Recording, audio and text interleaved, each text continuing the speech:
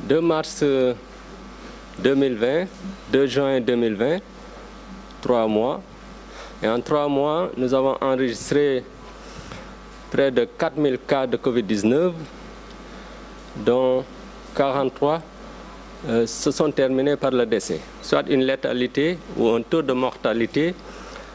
d'environ 1%. À la même période, la létalité était 2,5 fois plus élevée dans la région Afrique de l'OMS et 6 fois plus élevée selon les données globales au niveau mondial. C'est donc dire que le Sénégal n'a pas vécu ce que l'on craignait, du fait probablement des mesures qui ont été prises très tôt, mais aussi du fait de la jeunesse de la population et d'autres facteurs sur lesquels je ne vais pas m'étendre. Donc, guérir du Covid-19 est la règle. Mais plus le nombre de cas augmente, plus le nombre de cas graves et de décès risque d'augmenter. Ces décès intéressent ou concernent en priorité les personnes âgées et les personnes qui présentent des comorbidités, même si nous devons avouer avoir perdu quand même des patients plus jeunes, de 40 ans et quelques, et de 50 ans et quelques. Quoi qu'il en soit, la prévention doit toujours rester la priorité. Je voudrais, avant d'aller plus loin, m'incliner devant la mémoire de ces centaines de milliers de personnes, plus de 400 000 personnes, qui ont perdu leur vie durant leur rencontre avec le virus SARS-CoV-2. La prévention est essentielle, on ne le dira jamais assez.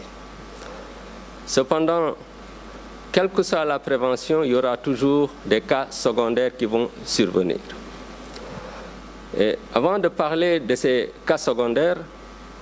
je voudrais lancer un message vraiment très important à l'endroit des personnes qui stigmatisent les personnes malades. La stigmatisation est dangereuse pour la personne malade elle-même parce qu'elle ne va pas consulter ou elle peut consulter tardivement et ainsi risquer sa vie. À l'heure où je vous parle, il y a beaucoup de patients graves qui sont à domicile, qui refusent de venir à l'hôpital du fait de la stigmatisation. Et parmi ces patients, il y a même des personnes qui travaillent dans le secteur de la santé. J'en discutais hier seulement avec le professeur Bey. La stigmatisation met en danger l'entourage du malade, parce qu'une personne stigmatisée est moins prompte à respecter les mesures d'hygiène de base à l'endroit de son entourage. La stigmatisation constitue aussi un danger parce que cela pourrait réduire en néant véritablement la lutte que nous sommes en train de mener. Je remercie d'ailleurs les personnes de tous bords, de toute société, de toute catégorie socio-professionnelle confondue, qui ont accepté de témoigner devant les médias pour parler de leur maladie. Cela contribue à réduire la stigmatisation. Alors, le traitement est essentiel parce que, tout simplement, quels que soient les efforts, nous aurons toujours des personnes qui tomberont malades. Et cette prise en charge, elle est globale, comme je l'avais dit. Elle nécessite le savoir-faire du médecin. Je peux vous dire que nous avons sauvé beaucoup de malades in extremis parce qu'ils avaient des complications gravissimes ou avaient des affections concomitantes très graves qui ont pu être dépistées à temps et prises en charge correctement. Mais cette prise en charge nécessite aussi des moyens.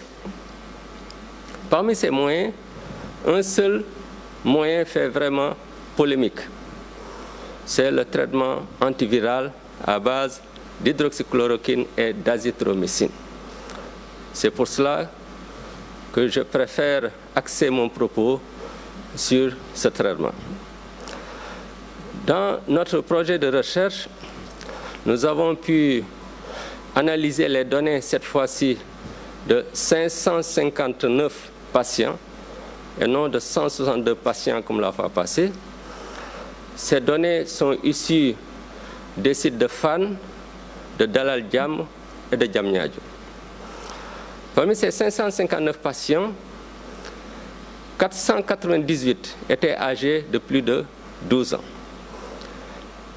L'âge médian était de 33 ans, mais tous les âges étaient représentés. Des nourrissons au sujet de 85 ans. Il y avait autant d'hommes que de femmes. Un patient sur 5 avait une comorbidité. 65% de nos patients hospitalisés dans ces sites étaient symptomatiques. À Fann, 89% des patients hospitalisés étaient symptomatiques. Du fait que nous avions choisi avec le SAMU, en accord avec le professeur Bey, d'orienter au niveau de l'hôpital Fann en priorité les malades graves et les malades à risque. Donc ce traitement à base d'hydroxychloroquine et d'azithromycine que nous avons administré nous a montré que l'efficacité était réelle. Parce que la durée médiane des patients qui avaient pris ce traitement d'hospitalisation était de 10,5 jours versus 13 jours chez les patients qui n'avaient pas pris ce traitement. Tous les patients qui avaient pris ce traitement au stade précoce, c'est-à-dire avant l'apparition de complications, sont guéris et aucun n'est décédé. Concernant la tolérance, jusqu'ici, nous n'avons noté que 12 effets secondaires, soit dans environ 2% des cas. Les effets secondaires cardiovasculaires se voyaient dans 0,8% des cas. Et tous les effets secondaires étaient bénins et réversibles à l'arrêt du traitement sans nécessité d'un traitement supplémentaire. C'est donc dire que le traitement à base d'azithromycine, d'hydroxychloroquine est efficace pour réduire la charge virale parce que les patients ne sortent qu'après 2 charges virales négatives. Ce traitement est efficace dans la prévention des complications qui peuvent aboutir au décès s'il est pris précocement et que ce traitement est bien toléré. C'est important de mentionner que compte tenu de cette polémique, nous ne nous baserons que sur nos résultats pour prendre des décisions. Nous allons donc poursuivre notre traitement et poursuivre aussi l'évaluation des traitements actuellement disponibles en relation avec l'Institut Pasteur de Dakar, dont je salue la compétence et l'intégrité. Merci au Dr Ahmed Al-Fassal, qui est un collaborateur de taille dans tous les projets de recherche que nous menons. Je voudrais, peut-être avant de terminer, dire que, comme l'a dit le Dr Bousso, la lutte actuellement est plus entre les mains de la communauté. Il ne faut pas se leurrer. Plus il y aura de cas, plus nous risquons d'être débordés. Et les conséquences risquent de retomber sur tout le monde. J'en appelle donc au respect des mesures qui sont édictées par le ministère de la Santé et de l'Action sociale, qui sont des mesures simples et invariables. Et pour terminer, merci au président de la République pour son engagement sans faille et concret. Merci au ministre de la Santé, de l'Action et de l'Action sociale pour la confiance qu'il m'a témoignée, mais aussi pour son engagement jour et nuit, nuit et jour, pour que ce fléau soit un vieux souvenir dans quelques mois. Je remercie toutes les autorités. Je n'oublie pas les gouverneurs, les préfets, les sous-préfets. J'ai été impressionné par le travail mené à Tamba, à Kolda et Ziguinchor. J'ai eu à y séjourner et j'ai vu l'excellent travail qui a été mené sous la direction des gouverneurs de ces régions. Je remercie mes collaborateurs, mon équipe, une équipe dynamique, loyale, travailleuse et compétente. Je le dis depuis des années et personne ne vous dira le contraire. J'en suis très heureux. Je remercie mes collaborateurs indirects, tous mes collaborateurs, bien sûr, je cite l'Institut Pasteur parce que dans le domaine de la recherche, c'est vraiment mon partenaire privilégié et je suis totalement satisfait de cette collaboration. Je remercie la presse pour son soutien, parce que c'est la presse qui peut nous aider à sensibiliser les populations. Je remercie tout le peuple sénégalais, les prières, les félicitations, les encouragements, nous les voyons et nous les sentons. dama bëggoon li ma wax léegi ne ci français ma tënk ko ci wolof feebar bi ñetti weer yi mu fi def 2 mars ba 2 juin dal na fi presque à peu près ñeenti junne nit ci ñeenti junne nit yooyu ñeent fukk ak ñett faatu nañ ci presque téeméeri nit yu nekk benn loolu soo ko gisee am na lu ko waral xëy na ay xale ñoo ëpp Sénégal mais it ay mesures yu ñu jëloon mesures yi nga xam ne gouvernement bi jël na ko ci teel ak aussi toppatoo yu ñu toppatoo malade bi donc feebar bi sonnaluñu comme ni muy sonnalaate ci àdduna bi parce que soo jëlee région Afrique OMS daanaka téeméer bu nekk ñaar ba ñetti nit dina faat seen bakkan soo jëlee àdduna bi chiffre OMS soo demee ci site OMS nga gis chiffre yi da nga gis daanaka téeméer bu nekk juróom benn faat na seen bakkan waaye loolu nag tekkiwul ne dañu war a bàyyindeku dañ sant suñu borom waaye ñu gën a góorgóorlu ci prévention bi nu munta demee nañ xam ne feebar bi ñi muy gën a sonal mooy ñi nga xam ne am nañ juróom benn fukki at ak ñi nga xam ne dañu am yeneen jàngoro waaye nag duñu nëbb ne faat na fi ay bakkanu xale loolu dinay am donte ne bëriwul ñu moytu parce que xale bi su demee ne man duma sonal mu am ko ñëw jox ko ki nga xam ne dafa am jàngoro beneen lu mel ni ay asthme ay diabète ay hypertension ak yooyu daf leen di mettre en danger loolu nag mooy profité ci loolu rek di jaal ñëpp ñi nga xam ne seen waajur perte nañ leen ci feebar bi su loolu passé nag dama bëggoon balaa maa gën a sori wax comportement bi nit ñi am par rapport ak ñi am feebar bi rusluwul feebar sa rusluwul waxatuñu feebar bi loolu tax na ba nga xam ne ñu bëri nangootuñ consulter man nit ñi dañ may woo xalaat loolu ci ñoom wax la signe yoo xam ne dañ ko am waaye ragal lu ñuy wax moo tax duñ dem hôpital am na ñu am feebar yu garaaw toog seen kër bañ a ñëw am na sa ñi nga xam ne personnel de santé la ñuy liggéey ndax gàcceel bi ñu leen di gàcceel maladie démb rek maa ngi si waxtaan ak professeur bi loolu nag suñ ko defee danger lay nekk ci malade yooyu parce que dina leen gënal ñu toog faatu seen kër danger la ñu nekk ci ñi nga xam ne dañ leen wër parce que duñu jël moytu ni ñu war a moytoo danger lay nekk ci li ñuy liggéey parce que suñu liggéey bi yëpp mën na nul ci boobaa kon boog il faut que nit ñi ñuy bañ di am comportement bu ñaaw par rapport nit ku feebar te feebar bi feebar la comme yeneen feebar yi ku am grippe doo ko daw waaw ak yeneen ak yeneen ak yeneen tuberculose moo gën a gaaw wàlle fuuf te loolu nit ki su ko amee dañuy jël ay précautions mais duñ ko jàppee comme feebar boo xam ne feebar bu gàcce la donc il faut nit ñi xoolaat seeni doxalin par rapport ak loolu su loolu passé nag nañ xam ne lu ñu def prévention dina am toujours cas yu ñëw cas yu nag il faut ñu faj leen nu mu waree faj bi nag dafay tëdd ci ñaari fànn d'abord kiy liggéey kër docteur am nañ malade yoo xam ne dañu am complication yu garaaw mais yàlla dimbale ñu teel ko gis amul ñetti fan sax amoon nañ ci cas yoo xam ne soo ko teelee gis nga régler ko amul problème mais soo ko teelu gis malade bi faatu kon faj bi am na solo am na ñoo xam ne dañu am feebar bu làqu bu déclenché en même temps par exemple am nañ cas yoo xam ne yu bëri yoo xam ne dañu am diabète boo xam ne feebar bi moo ko yee su ko yee na nga def attention ci feebar bi diabète boobu gën a garaaw mu rey ko ci lu gaaw fekk yow yaa ngi def sa xel ci feebar bu le rek donc docteur bi il faut mu xam lu muy def mais il faut aussi mu am ay jumtuwaay ci jumtuwaay nag ñëpp d'accord nañ ci lépp li am coow rek mooy hydroxychloroquine azithromycine bi coow bi bu muy bëri nag journaliste yi ñu ngi ma doon woo tout le temps ak lépp waaye li indi woon coow bi yëpp man jàng naa ko xam naa li ci nekkoon jarul perdre 1 minute te li ci jot ñëw yëpp won nañu ko comme ñun ñu ngi gëstu nag li ñuy gëstu la ñuy jàpp ba gis leneen ñun loolu pour nit ñi ñu xam ne looloo tax mu bëgg a insister rek ci loolu donte ne du loolu rek moo ci am solo du loolu sa moo ci ëpp solo dañ ko wax ba mu leer nañ ci gëstu bi ñu gëstu nag dañ ko def ci maladu hôpital Fann maladu Diamniadio ak Dalal Jàmm parce que recherche dafa diis te métti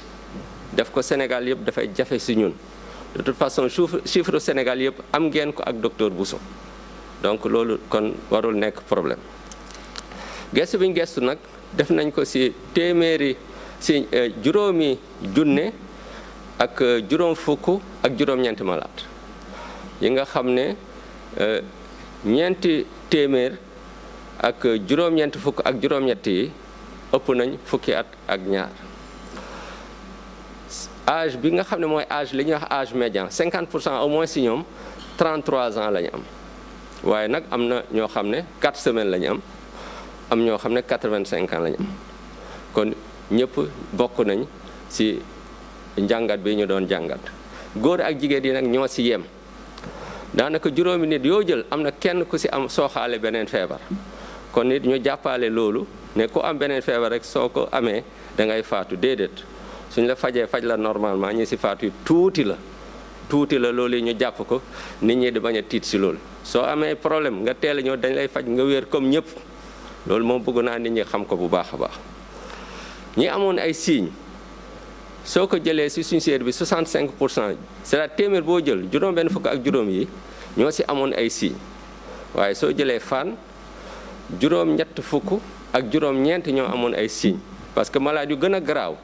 gën a nekk problème dañoo d'accord nag équipe bu professeur Bey dañ leen di yónnee d'abord Fann parce que xam nga Fann fekk na réanimation bi pare ak yeneen yu taxoon ñu doon privilégié Fann loolu mooy indi différence bi par rapport ak chiffres yi au niveau national. garab bi nag gis nañ ne ñi ñu koy jox ñooy gën a gaaw a wér parce que fukki fan ak genn wàll à peu près la ñu wér ñi jëlool garab yooyu ñoom dañ def fukki fan ak ñett te ñëpp ñi ko jël balaa complication am ñoom ñëpp wér nañ kenn amu ci complication kenn faatu aussi su fekkee ci wàll yaramu nit ki nu mu koy nangoo li ñuy wax événement indésirable fukki nit ak ñaar ñoo ci am problème à peu près 2%, c'est-à-dire téeméeri nit yoo jël ñaar ñi am problème mu cardiaque yi ñuy wax te problème cardiaque yu mineur la daanaka jege na benn nit ci téeméeri nit yoo jël te yooyu yëpp bi ñu arrêté garab gi mu dëñ amuloon benn bu ci grave amuloon benn bu ci am problème donc ci gàttal traitement bi baax na pour malade bi gën a gaaw a wér kon wàllaateem gën a gaaw a jeex baax na it parce que c'est bien supporté ñun gisaguñ ci lor am na ay lor yu ndaw yu muy indi mais loolu du indi benn problème ñenn ñi sax dañuy continuer seen traitement malgré li njëkk loolu bëggoon nañ ko wax ba mu leer su loolu passé pour bañ a gën a guddal sama wax damay peut-être yem foofu rek di gërëm chef de l'État ndax jàppale bi mu ñu jàppale de manière concrète damay faral di wax ku nekk yaa xam sa bopp man duma wax boo xam ne c'est comme ça pour la forme diplomatique lu ma wax rek dafa am fu ma ko teg li chef de l'État def yëpp sax waxaguma ko mais li ma wax déjà nit ñi dégg nañ ko donc loolu jàppale moom amul benn werante mooy remercier it ministre de la santé ndaxte war na ma kóoluteem ak liggéey bu muy def subaak ngoon guddeeg bëccëg pour feebar bi jóge fi di remercier le ministre de l'enseignement supérieur de la recherche et de l'innovation man université la professeur université donc maa ngi koy gërëm bu baax ci ni muy liggéey ci secteur boobu di gërëm ñëpp ñi nga xam ne aussi ñu ngi yëngatu ci feebar bi parce que comme li ma ko wax ñun ñooy feeñ waaye du ñun rek di beral cant aussi ak gouverneur yi nga xam ne daje naa ak ñoom gis lu ñu liggéey sur le terrain mel ni gouverneur Tamba gis naa décision yu mu fa jël ak nu mu fa doxalee gouverneur Kolda gouverneur Ziguinchor di leen sant ñoom ñëpp sama collaborateurs yi aussi direct yi parce que équipe bi mu am moom yàlla xam na ne foofu moom maa ngi sant sama borom déggal nañ ma ñu ngi liggéey bu rafet noonu lañ mos di mel noonu lañ mos di doxalee te mu nekk mbégte bu rëy si man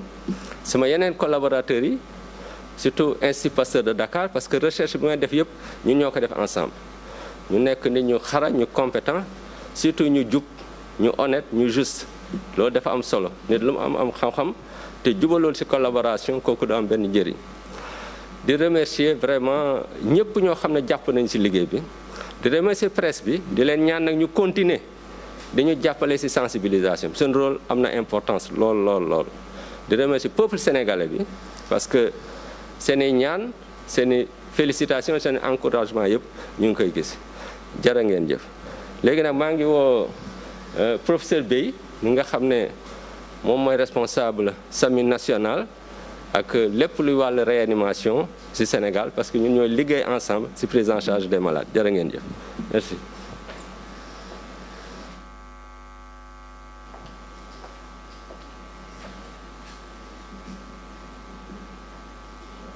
Bonjour.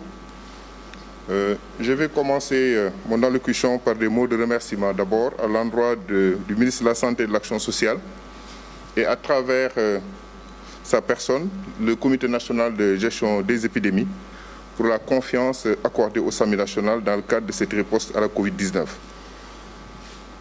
3 mois se sont écoulés. D'énormes efforts ont été faits pour secourir nos populations. Et toutes mes félicitations et mes encouragements à nos collègues médecins, à nos collègues infirmiers, aux ambulanciers, aux paramédicaux qui travaillent jour et nuit et 7 jours sur 7 pour essayer de soulager nos populations.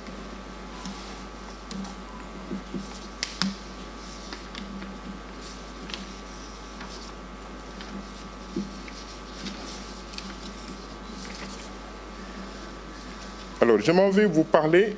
des cas graves que nous avons pris en charge, en tout cas depuis le début de l'épidémie. Je ne vais pas revenir sur tout ce qui a été fait, parce que le docteur Abdoulaye Bousso et le professeur Moussa Seydi se sont vraiment appesantis sur certains points importants. Mais moi, je vais juste insister sur la prise en charge des cas graves. Comme nous l'avions annoncé il y a 1 mois, il fallait s'y attendre, ils l'ont dit tout à l'heure, il fallait s'attendre à une augmentation du nombre de cas, mais également du nombre de cas graves. Nous étions, il y a 1 mois, à 1115 cas confirmés, avec 28 cas graves et 8 décès. 1 mois après, nous sommes à 4155 cas confirmés, 96 patients graves et 47 décès. La répartition géographique suit la même courbe que la répartition géographique des cas confirmés. La plupart de ces cas graves ont été notés à Dakar, 84%. Et le reste des patients a été pris en charge entre Touba, Ziguinchor et Tambacounda. Même si l'âge moyen des cas confirmés est un âge pas élevé, mais l'âge moyen des patients graves est de 61 ans. Et nous avons noté quand même des extrêmes de 37 ans et de 85 ans. Pour ces patients présentant des cas graves, les hommes sont les plus concernés, parce qu'on a 5 hommes pour 1 femme. Nous avons noté aussi que chez ces patients, les comorbidités sont presque toujours présentes. En plus de l'âge, 9 patients sur 10 présentaient au moins une comorbidité dans 75% et 2 comorbidités pour les autres patients. L'hypertension artérielle, le diabète, ils l'ont dit tout à l'heure, ont été des pathologies très souvent rencontrées. Mais d'autres ont été notés, c'est l'obésité, les problèmes respiratoires chroniques, dont l'asthme et les bronchopneumopathies chroniques obstructives. Mais ce qu'on a noté, c'est que pour ces patients que nous avons reçus, en tout cas dans les services d'urgence et dans les services de réanimation, 100% ont été admis avec une détresse respiratoire et une pneumonie. Ce qui a nécessité d'ailleurs toutes les mesures donc, de réanimation, dont l'oxygénation, pouvant aller parfois jusqu'à l'utilisation du respirateur artificiel. Parmi ces patients, 18 ont présenté au cours de leur hospitalisation une insuffisance rénale, et qui a nécessité d'ailleurs que ces malades ont été donc mis sous dialyse, ont eu à bénéficier de plusieurs séances de dialyse. Le nombre de décès rapportés, en tout cas sur ce nombre de cas graves que nous avons noté, est de 47. Ça veut dire que sur les malades qui sont rentrés en réanimation, plus de la moitié, un peu plus de la moitié, sont sortis totalement guéris. Ce qui fait donc une létalité de 46% par rapport aux cas graves. Mais si on le rapporte au nombre total de cas confirmés, cette létalité était de 1%. Mais il faut noter que, quand même, 18 patients parmi ces cas graves sont encore sous nos services et en train d'être pris en charge par les collègues réanimateurs. On l'a toujours dit, les conditions de prise en charge de ces patients graves doivent être améliorées à Dakar, mais également dans toutes les régions du Sénégal. Et on est en train d'y travailler pour mettre ces services de réanimation aux normes. Dans cette perspective d'ailleurs, la réanimation de l'hôpital Dalal Jamm va entièrement être consacrée à la prise en charge de ces cas graves. Et c'est le cas aussi du futur centre de traitement de l'hôpital Matlaboul Fawzeyni qui va abriter un CTE, mais qui va également abriter un service de réanimation entièrement dédié à la prise en charge de ces cas graves. Dans la prise en charge de ces cas graves, qu'est-ce qui a été noté? On a vu que 18 de nos patients ont présenté une insuffisance rénale liée essentiellement à la maladie. Et donc, ces patients nécessitent des séances de dialyse. Et ce qu'on a noté, on a eu des lacunes parce que tout simplement, on a beaucoup de patients dialysés chroniques. Et si on utilise ces générateurs de dialyse pour ces Covid, ça pose d'énormes problèmes. C'est à ce titre d'ailleurs que des mesures ont été prises pour doter tous les centres de traitement à Dakar, mais également les centres de traitement dans les régions de structures, de générateurs de dialyse.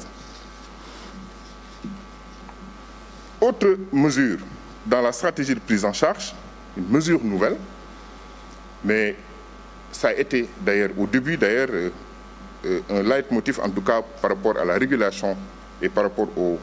triage des malades qu'on envoie dans les CTE. Professeur Seydi en parlait tout à l'heure. Nous privilégions dans l'hospitalisation en priorité les patients âgés, mais également les patients vulnérables, c'est-à-dire les patients âgés et les patients qui présentent des comorbidités. Pourquoi? Parce que la précocité de la prise en charge prévient la mortalité, mais prévient également donc, les complications. Professeur Seydi en parlait tout à l'heure. Mais ceci, parfois, peut se faire au détriment de la rapidité, en tout cas, de l'hospitalisation des patients asymptomatiques. Nous nous en excusons et d'énormes efforts sont faits, en tout cas, pour augmenter le nombre de sites de prise en charge extra-hospitalière. Le docteur Abdoulaye Bousso en parlait tout à l'heure. Une autre mesure non moins importante, c'est la mise en place dans les EPS régionaux. Et à ce titre, nous félicitons la Direction générale des établissements de santé qui est en train de faire un excellent travail à ce niveau. C'est essentiellement dans les services d'accueil des urgences, dans tous les hôpitaux régionaux, de mettre en place ce qu'on appelle des lits de déchocage, c'est-à-dire des lits de réanimation pré-Covid. Je vais m'expliquer. Parce que de temps en temps, on nous appelle pour des urgences, ou bien un malade arrive à l'hôpital pour une urgence, une détresse vitale. On ne sait pas si ce patient présente la maladie au coronavirus ou pas. Les mesures de réanimation doivent être appliquées, les soins intensifs également doivent être de mise. Pour donner plus de chance à ces patients, donc ces lits ont été aménagés. Mais également, les soins sont mis en place en attendant de recevoir les résultats des tests. Et à ce titre aussi, on est en train de travailler sur une procédure particulière pour ces patients pour que ces tests nous parviennent dans les plus brefs délais de quelques heures. Et ceci permet également, donc, très rapidement de savoir si ce patient va être transféré dans un centre de traitement ou bien si ce patient va rejoindre les sites de traitement classiques. Le combat est très loin d'être gagné. Ils l'ont dit tout à l'heure, on doit s'attendre à une augmentation du nombre de cas, à une augmentation du nombre de cas graves. En tout cas, on s'y prépare. Et à ce titre, nous exhortons nos compatriotes, en tout cas, qui sont suivis pour des pathologies connues, pour des pathologies chroniques, diabète, hypertension, cardiopathie, pathologie respiratoire chronique, insuffisance rénale chronique, asthme, j'en passe, il y a beaucoup d'autres pathologies, de respecter le rendez-vous, de respecter leur suivi. dans leur structure de santé, qu'elle soit publique ou privée. Ou d'ailleurs, des circuits ont été définis, des circuits clairs, que ces patients n'aient pas peur d'aller fréquenter ces structures de santé. Parce que les structures sont tellement bien définies, de sorte que le risque de contacter la maladie est presque nul si ces mesures sont appliquées correctement. Beaucoup de personnes ont peur de consulter, le professeur Seydi en parlait tout à l'heure, ont peur de fréquenter les structures de santé.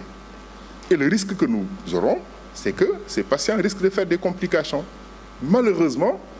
qui vont entraîner plus de décès que des complications liées au coronavirus. Par ailleurs, nous recommandons également aux personnes qui présentent des symptômes, c'est-à-dire des malades suspects de la Covid-19, d'appeler la cellule d'alerte du ministère de la Santé. Il y a une cellule d'alerte qui a été mise en place avec un numéro qui a été créé uniquement pour cet effet. C'est le 1919. Il faut que les patients qui sont suspects appellent ce numéro pour que le circuit de test soit fait le plus rapidement possible. Ou bien d'aller consulter dans les structures de santé, parce que dans actuellement tous les hôpitaux, des circuits de prise en charge et de tests ont été mis en place. Maintenant,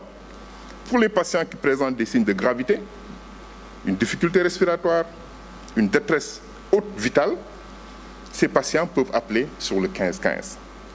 Et ceci à travers le territoire national, parce que tout simplement,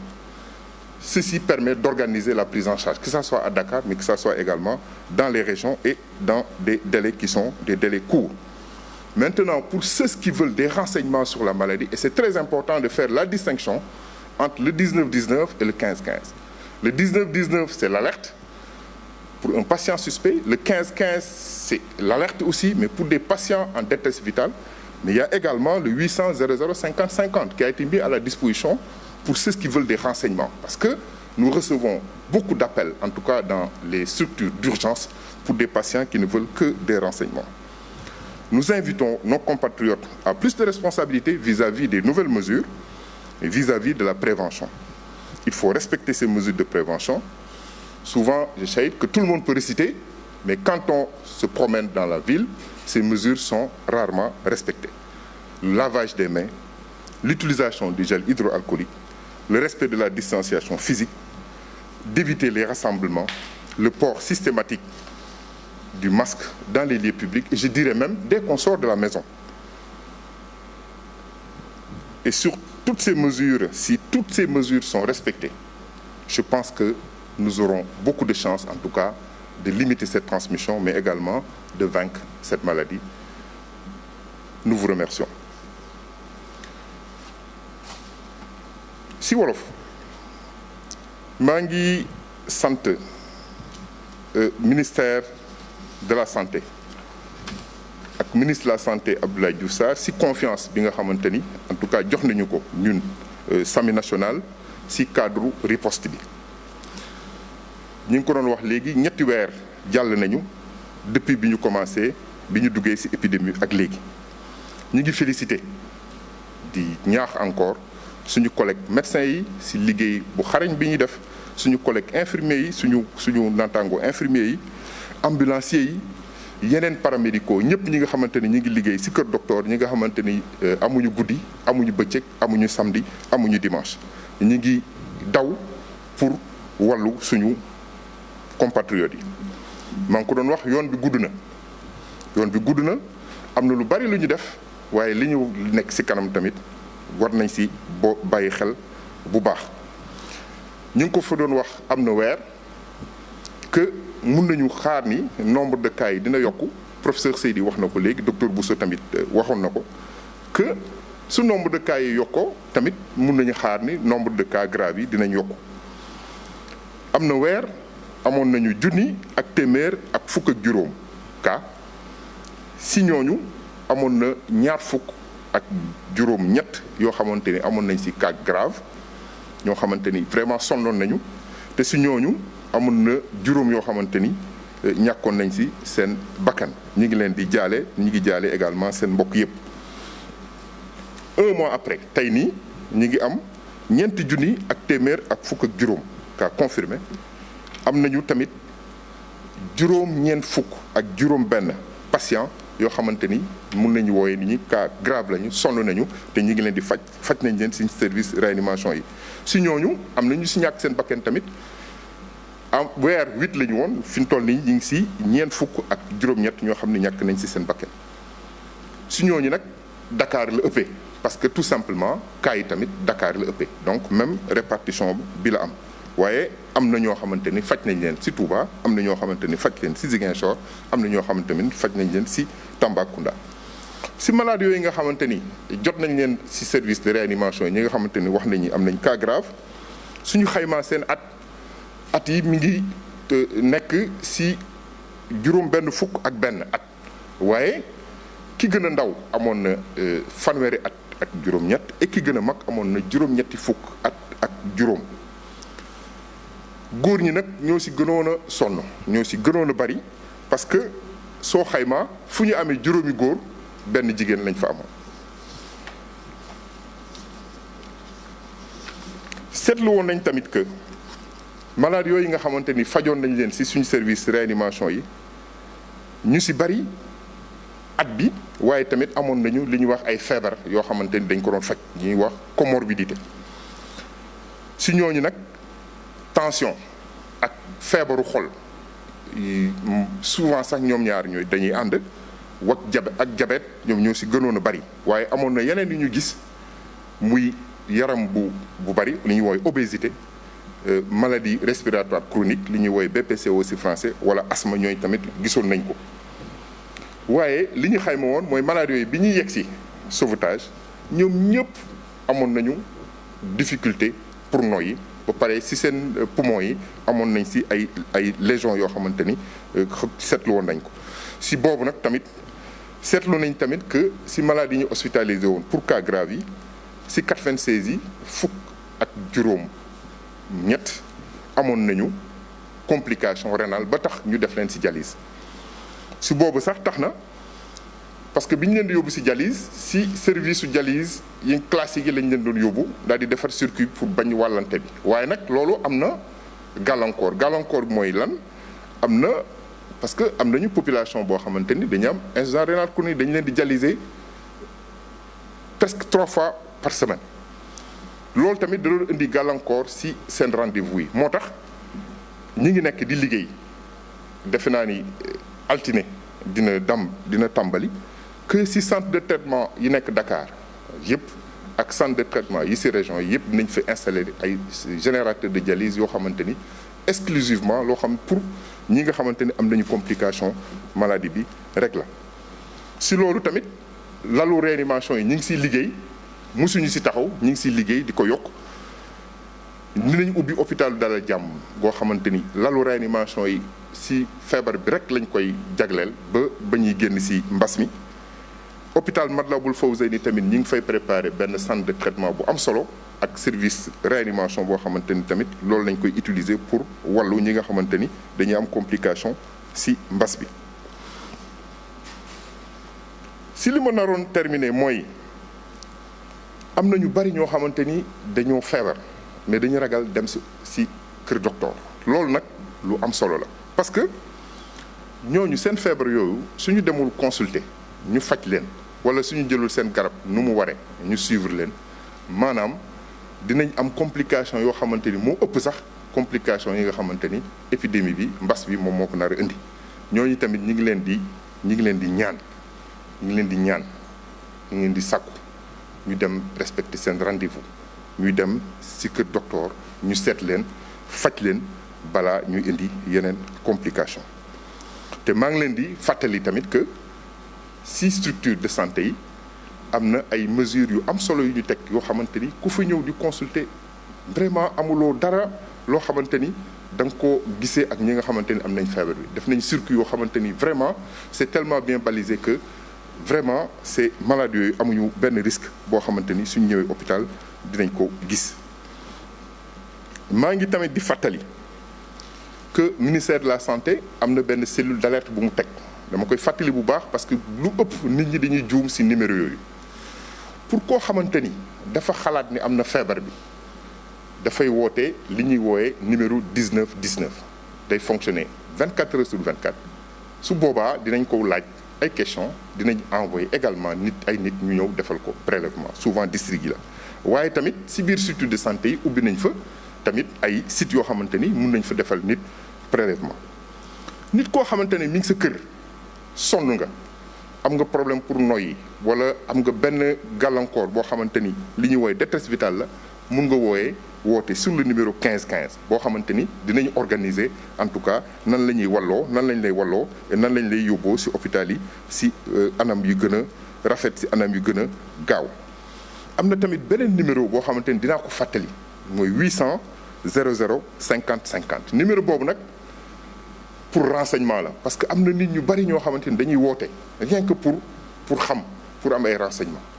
ñooñu nag suñ naree woote ci numéro yi nga xam dañ ko jagleel nit ñi feebar dafay am embouteillage donc ku bëgg renseignement mun na woote ci 800 00 50 50 ku am cas suspect mun nga woote ci 19 19 koo xamante ni da nga sonn nekk ci kër ga soxla wàllu mun nga woote ci numéro 15 15. maa ngi daaneel ci gërëm sama collaborateur yëpp di gërëm encore ministère de la santé direction ministère de la santé yëpp di gërëm sama collaborateur au niveau du SAMU national ñi nga xamante ni tamit ñoom du ñu yendal du ñu fanaana ba pare nag di ñaax population bi ci respect mesure de prévention wax nañ ko mais bamtu ko du yàq dara mun nañu sax nit ñi xam nañ ko mun nañ ko dañ koy réciter xale yi sax dañ koy fooyee waaye soo génnee ci mbedd mi yenn saay sa xel dafay xaw a tey parce que yenn saay da ngay gis nit ñi lu bari respecté wuñ ko te ci feebar bi en tout cas mesure de prévention yooyu ñooñu rek ñooñu ci mën a génne mooy raxas loxo utilisation gel hydroalcoolique respect distanciation ñuy bàyyi jokkalante bi ñuy éviter tamit rassemblement yi ba pare di sol masque ñi ngi wax ci lieu public bi sax mais man damay wax masque bis booy génn sa kër rek mun nga sol masque ba ngay dellu siwaat ci sa biir kër ci loolu nag maa ngi terminer di gërëm presse bi di gërëm Sénégal yëpp jërëjëf.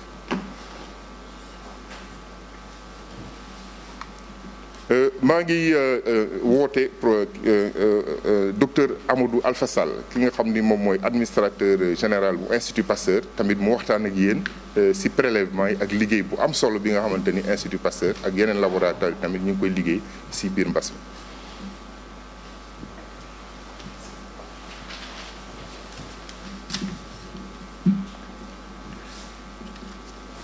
Bonjour. Mesdames et messieurs, la pandémie du Covid-19 est apparue au Sénégal depuis 3 mois. Dans le dispositif mis en place par le ministre de la Santé et de l'Action sociale pour lutter contre cette épidémie,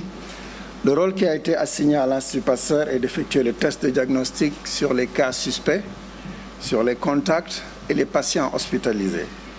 de participer aux instances de coordination stratégique opérationnelle, de contribuer à l'analyse épidémiologique et à la recherche clinique. Pour ce qui concerne les tests de diagnostic, le premier cas suspect a été testé le 26 février 2020 et le premier cas a été confirmé le 2 mars 2020. Les tests de diagnostic sont effectués dans le laboratoire central de l'Institut Pasteur, dans 2 laboratoires mobiles ou décentralisés à Touba depuis le 14 mars 2020 et à Kolda depuis le 9 avril 2020. Ces laboratoires qui ont été mis en place et déployés sur instruction du ministre de la Santé l'ont été dans l'objectif de renforcer la lutte sur l'ensemble du territoire sénégalais. Le laboratoire de Dakar a effectué en mars 1281 tests, 9176 en avril, 23 527 en mai et depuis le 1er juin, 5654 tests, soit un total de 39 638 tests au niveau du laboratoire de Dakar. Pour le laboratoire de Touba, il a effectué 289 en mars, 2052 en avril, 4300 en mai et 583 depuis le 1er juin, soit un total de 7224 tests. Le laboratoire de Kolda a effectué 1500 tests en avril,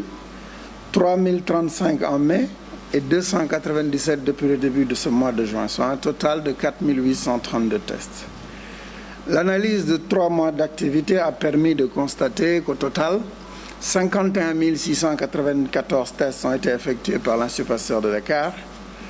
Il est aussi important de noter qu'il y a une décentralisation à Touba et à Kolda qui a permis souvent de détecter rapidement des foyers et a contribué des fois à les contrôler rapidement,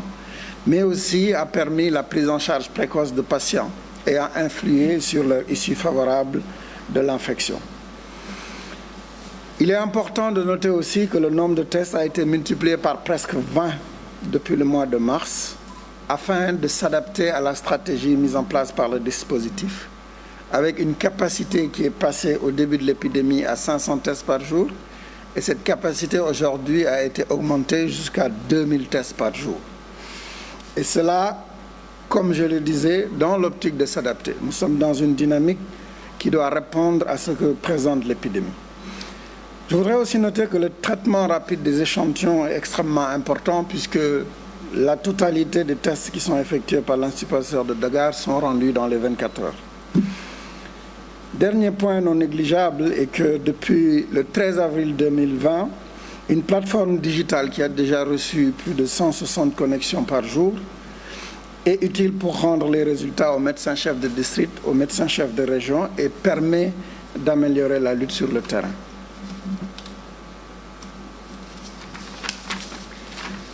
Dans un autre volet qui concerne la prise en charge des patients, il est important de noter que la collaboration mise en place dès le début de l'épidémie avec l'équipe du professeur Seydi a permis de mettre en place une plateforme de suivi des traitements et de faire des évaluations régulières et de donner donc la possibilité d'ajuster le traitement et notre démarche chaque fois que c'est nécessaire. Je pense que le professeur Seydi vous a fait un bilan de ce travail et il est important de préciser que ce travail doit être poursuivi de manière à donner l'opportunité, chaque fois que ce sera possible, d'avoir accès à de nouveaux traitements et de permettre de mieux traiter nos patients pour éviter la mortalité. Au cours des 3 derniers mois, la nature dynamique de l'épidémie a nécessité une adaptation régulière du dispositif et de la stratégie de lutte qui devra être poursuivie pour la période à venir, compte tenu des nouvelles mesures qui ont été prises. Mais pour vaincre définitivement cette épidémie, cette adaptation du dispositif doit être accompagnée par le respect strict des mesures de prévention, des mesures d'hygiène et des mesures barrières. C'est pourquoi il est important que nous appelions l'ensemble des Sénégalais non seulement à respecter ces mesures qui ont été rappelées par mes différents collègues, mais aussi que chaque Sénégalais soit un acteur de la sensibilisation dans sa famille, dans son quartier et dans sa communauté. Ce n'est qu'à ce prix-là que nous vaincrons cette épidémie et que nous pourrons justement en débarrasser définitivement notre pays. Pour finir, je voudrais remercier l'ensemble des acteurs engagés dans la lutte contre le Covid, en commençant par les autorités et la première d'entre elles, le président de la République, le ministre de la Santé, qui ne ménage aucun effort pour juguler cette épidémie et à renforcer notre équipe en permanence, et les collaborateurs importants comme l'équipe du professeur Seydi, et finir par remercier l'ensemble de mes collègues de l'Institut Pasteur qui, depuis le début de cette épidémie en janvier, ne ménagent aucun effort jour et nuit pour justement permettre que notre dispositif soit l'un des meilleurs qui soit dans la sous-région. Je vous remercie de votre aimable attention. dama bëggoon tënk ci wolof li ma wax léegi ci tubaab ma bëggoon xamal sénégalais ni tey am na ñetti weer bi mbas bi naan Covid-19 duggee biir Sénégal ci wàllu xeex feebar boobu ministre de la santé Abdoulaye Diouf Sarr dafa jagleel Institut Pasteur mu yëngatu ci wàllu test yi mu war a def ci laboratoire test yi ngir ku ñu yaakaar ni am nga feebar bi wala koo xam ne da nga jege ko am feebar bi wala koo xam ni kii da nga feebar nekk hôpital mu jagleel nu itam ñu dugg ci fi ñuy xalaatee mbirum ni ñu war a xeexee feebar bi ak ci biir opération yu nekk nan ngeen ci war a jubloo ñetteel bi itam mu sant nu ni ñu xalaat ci wàllu feebar bi ni muy lawee ak bépp xam-xam bu am ci wàllu ni ñuy fajee nit ñi ñu ànd seeg ñeneen ñi ci dispositif ministre de la santé ministère de la santé seet nu ñuy fajee nit ñi. ci wàllu test laboratoire yi ñetti laboratoire lañu def yi nga xam ne yooyu la Institut Pasteur yore mu am benn bu mag bu nekk Dakar am benn bu nekk Touba daal di tàmbali 14 mars ci gannaaw ak benn bu nu def Kolda bi nga xam ne mi ngi tàmbali 9 avril ci gannaaw. wàllu laboratoire yooyu li taxoon ñu def ko rek mooy dañu jàpp ni feebar bi fépp fu mu nekk rek war nañu fa def ay jumtukaay yoo xam ni dinañu mën a daal di génne feebar bi fépp fu mu nekk te buñ ko génnee itam ñu mën a góorgóorlu ba feebar bi jóge fa. am na ay foyer yoo xam ne amoon na fenn ci yenn zone yoo xam ni ndax taxawaay boobu tey génn na fa wala malade fa nekkoon alhamdulilah faj nañ leen. ñetti weer yi ñu passé li ñu ci mën a am ay jàngat mooy test yi Institut Pasteur def juróom benn fukki junni test romb na ko bi nu dooree ba tey. ñaareel ba li am solo ci loolu mooy test yi diggante bi nu dooree léegi yokk nañ ko lu mat 2 fukki yoon par rapport ak bi ñuy démarré. loolu li muy firndeel rek mooy feebar bi fu mu toll dana war am taxawaay boo xam ne bi day gunge stratégie bi nit ñi def te stratégie bi bu laajee ñu yokk capacité itam dañ koy def. ma bëggoon wax ne ci début bi Institut Pasteur amoon na capacité pour def 500 tests maanaam juróomi téeméeri test bés bu nekk waaye tey ci ndigalu ministre de la santé yokk nañu ko ba tey bés bu nekk Institut Pasteur mën a def 2 junni test ngir mu wóor nañu rek li sénégalais yi soxla pour xeex feebar bi dina fi nekk. ñetteelu jàngat bi nu war a am itam moo di ni ubbi ay laboratoire feneen ci biir Sénégal lu mel na Touba wala lu mel na Kolda day yombal liggéeyu zone yooyu. li tax yombal bi am solo moo di feebar bi day law te fu mu law rek dañ fa war def jumtukaay yi mu laaj. ñeenteelu jàngat bi mooy ñoom professeur Seydi professeur Beye ak Bousso wax nañ ko léegi teel a jot nit ki nagam am na feebar bi wala feebar dafa am solo ndax loolu mooy yombal wéram. moo tax Institut Pasteur def ay jumtukaay ba prélèvement bu fa xas a dugg balaa muy mat fan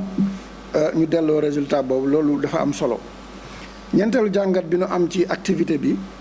moo di ni que am na ay jumtukaay ci xarala yu bees yi ñuy wax plateforme digitale yoo xam ni day tax ni résultat yi bu ñu ko amee médecin yi war liggéey ak moom ci terrain bi jot si bu gën a gaaw. loolu ñu biñ ci waxtaan ak ñoom ñu bare kontaan na si maanaam mën nañu téeméer boo jël juróom-ñeent fukk ak ñett yi nee nañu kontaan nañu si ba jox nañu sax ay xalaat yu ñu ko mën a améliorer. ci wàll boobu bés bu nekk dina am lu mat téeméer ak juróom-benn fukki nit yoo xam ne dinañ dugg foofu pour gis seen résultat ndax liggéey bi gën a mën a gaaw. leneen li ma bëggoon wax itam moo di ni que ci wàllu toppatoo malade yi dafa am liggéey bu am solo bu ñuy def ak waa équipe professeur Seydi. liggéey boobu moo di ni que képp ku nekk malade ñu koy suivre ci wàllu laboratoire ak ci wàllu médecine dafa am solo ñu teg benn liggéey boo xam ne bi traitement yi ci anam yi ñu koy defee ak ci wàllu wu nekk dañ koy saytu di xool nan lañ ko mën a yokkee mu gën a baax. loolu dafa am solo ndax daf ñuy permettre bu amoon tey ay pàcc yu bees wala bu amoon tey loo xam ne lii ci liggéey bi ñu def am na nu ko mën a améliorer dinañ ko mën a def. li ma bëggoon wax itam mooy ñetti weer yi lim nu jàngal moo di ni feebar bi toogul day changer di yokku di soppaliku te li mu laaj ñu def moo di ñun tamit ñuy changer di soppali suñu doxin ngir liggéey bi mën a permettre ñu jële fi feebar bi. waaye ñun ñiy liggéey ñëpp ci feebar bi ci ndigalu ministre de la santé ak waa nguur beeg autorité yi bu dee dañ ci am wàll wu rëy sénégalais itam am nañ ci wàll wu rëy. wàll boobu tey fi mu toll nii tey la ëpp solo pour que nit ñi daal di respecter lépp lu nu naan mesure mooy prévention mooy raxas loxo yi di utiliser gel hydroalcoolique yi ak mesure barrière lu mel ne demee masque. dajaloo bu mënul ñàkk nit ñi respecter distance yi loolu dana am solo trop pour li fi teel a jële feebar bi. waaye jëfee ko am na solo waaye itam jàngale ko moo ëpp itam solo moo tax ñuy ñaan Sénégalais yi ku nekk ci ñoom ca kër ga nga dëkk ca quartier ba nga dëkk ak communauté ba nga nekk non seulement yow ngay respecter mesures yi waaye itam nga yeesi ñi nga gis ñi respecté wuñu ko ndax loolu moo fi jëlee feebar bi. ma bëggoon daaneel ci di gërëm di sant ñëpp ñi nga xam ne ñoo ngi yëngatu ci wàllu xeex bi jiital si autorité bi si njëkk mu di borom réew mi ministre de la santé mi nga xam ne moom moo jiite xeex bi sunu collaborateurs yi nga xam ni vraiment macha allah ñoo ngi ànd si liggéey anam yu rafet ku mel na professeur Seydi et puis di remercier itam waa kër ñi may liggéeyal Institut Pasteur ñi nga xam ni ñoom janvier ba tey guddeeg bëccëg ñoo ngi ci liggéey bi ngir xeex bi génn Sénégal fi génn suñu réew mi ma leen di remercier wasalaam.